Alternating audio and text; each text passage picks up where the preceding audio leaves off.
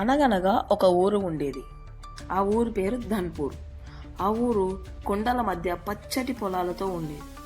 అనుకోకుండా ఒక రాత్రి కొంతమంది ముసుగు వేసుకుని బ్యాంకుని దోపిడీ చేసుకుని వెళ్ళిపోతారు. తర్వాత రోజు ఉదయం నలుగురు పిల్లలు ఒక చెట్టు కింద ఉంటారు.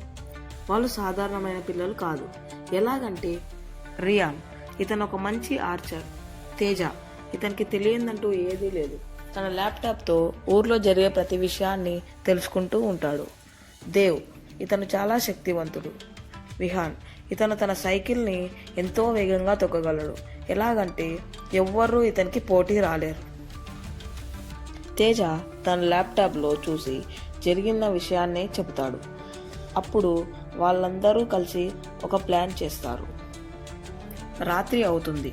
రియాన్ ఒక ఇల్లు పైకి ఎక్కి బ్యాంక్ దగ్గర గురి పెట్టుకొని ఉంటాడు.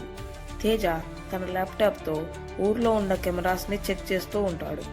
దేవ్ దారిలో ట్రాప్స్ పెడుతుంటాడు. విహాన్ అన్ని దారులను చెక్ చేస్తూ దొంగలు ఎక్కడైనా వచ్చారా లేదా అని చెబుతాడు. కెమెరాలో చూసి దొంగలు వచ్చారని తేజ చెబుతాడు. వెంటనే రియాన్ తన బాణాన్ని వదులుతాడు.